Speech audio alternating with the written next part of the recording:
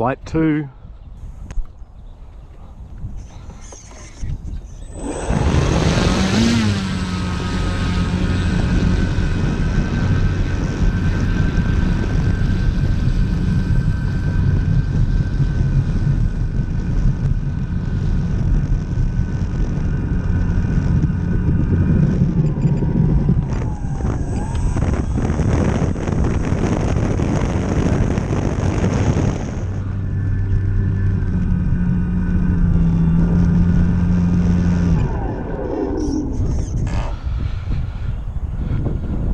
This is the J3 Cub, ready to take off towards the west. Taking off.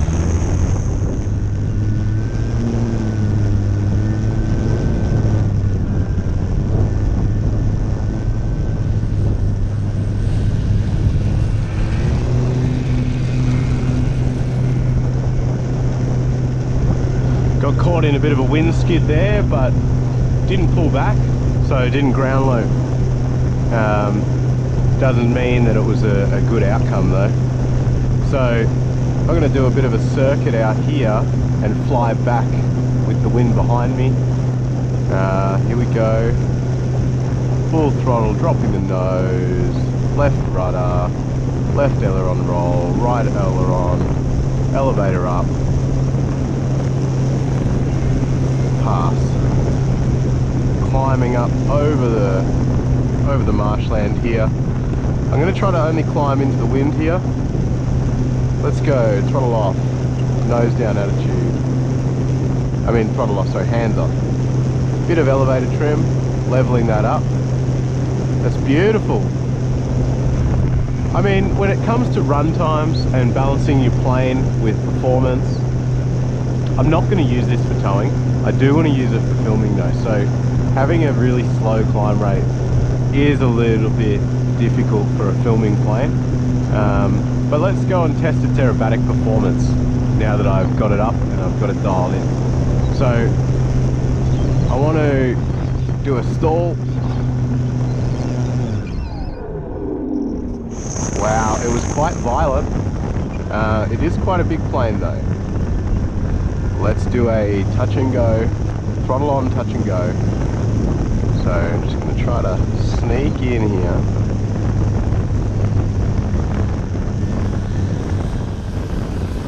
No touch and go.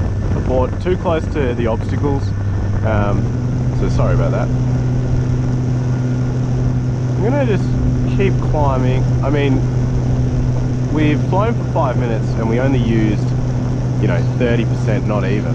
So there's definitely opportunity to fly this plane for a while, but it is still a new plane, so I will be conservative about it. Let's fly over the tarmac and consider trying to do a loop. Now I don't have the structural struts on, but I don't think they're structural. When I looked at them closely last night, they're definitely not a structural member because they only had very, very thin sort of 6-gauge screws into the wing. If it was structural, it'd be cross pin, and it definitely wasn't. So whilst I don't want to yank too hard on the elevator, I do need to do a dive into a loop to test what's actually going to be the outcome of this. So pushing into a dive, pulling up, holding that loop. Oh wow, on rails, really happy with that. The next thing to test is its aileron roll. Oh, there's a bird. Okay, we're going to do the same maneuver in a circuit back around. Lost a bit of height there, I needed to use rudder in that turn and I didn't. I need to go a bit higher before I perform an aileron roll with this plane. I don't know how snappy that aileron roll is and I don't want to get into a dive that I have to pull out of aggressively. Okay, so I'm going to dive into the aileron roll with that airspeed. That's to the left.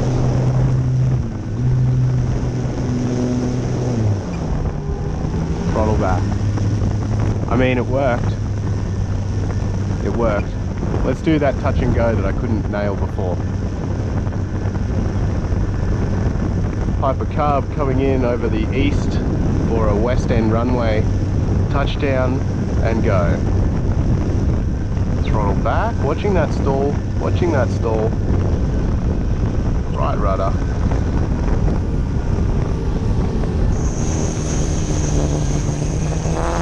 Oh!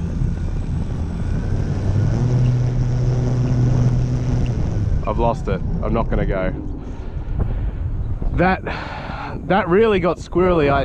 I'm a little bit concerned by that, because that behavior on the ground is not what you want to see. I know that it's grass touch and goes with a tail dragger, which I've only done once, but it doesn't quite make sense that it performed like that. I guess there could be a challenge with the the friction of the wheels. One wheel might be grabbing, but realistically that's just a skill-based thing. I did want to force that takeoff because I had promised to touch and go, but when you're flying it's important to know your limits and know what to do and what not to do. So let's go back up again. I would like to get this down the end here and take it back off again, but this time I want to launch early, much further away from the fences. So I sort of want to climb out, you know, right in line with the tarmac. So let's turn around here into the wind. Having a bigger plane that just taxis well is awesome. It really is. I mean, I haven't flown many big planes, but when I fly the little planes, or the smaller ones, doing all these maneuvers on the grass is not really appropriate. It doesn't really work. So let's go. It's getting squirrely. Tails up. It's a beautiful plane. Whoever built this, thank you very much for your efforts, and I'm glad that I can be giving it a proper flight. What I'll do though is I will.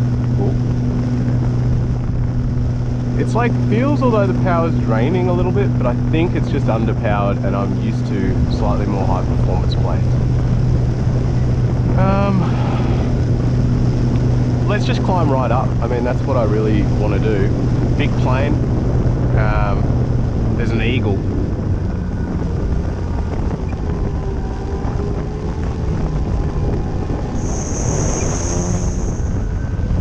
I have too much rudder authority, I think.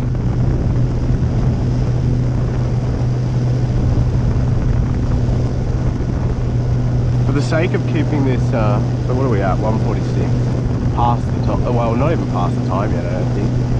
Oh, we are. So we're at 7-minute flight time.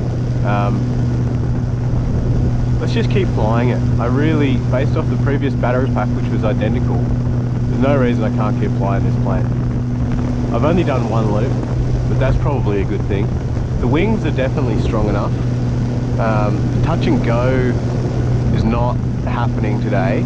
I would rather do tarmac touch and goes, where there's less friction on the wheels. But let's just see. I mean, in terms of its climb rate, it's just so slow. It really is. But it is a scale aircraft. I am trying to give it that scale feel.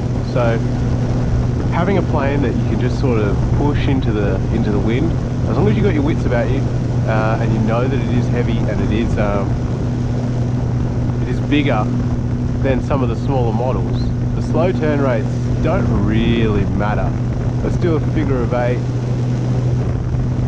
going off to the south, back around, facing now into the north, to the west,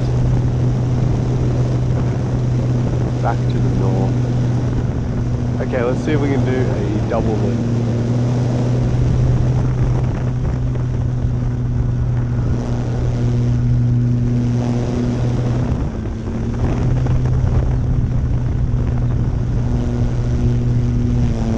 Triple loop, let's go.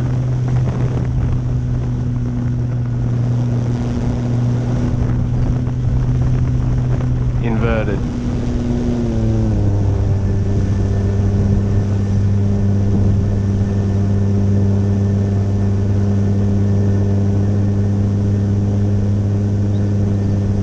Throttle off.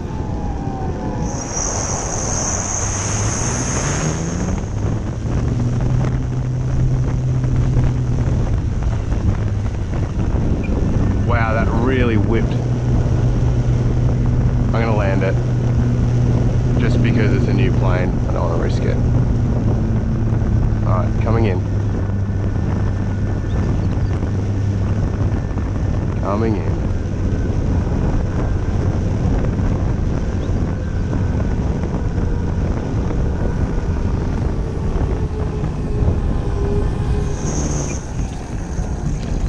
Only just caught that. The bigger planes are a lot more forgiving. If I did that stall with a smaller plane, that would have been it, I think. That would have definitely tipped over or at least rounded up, so unbelievable. 52% after that flight.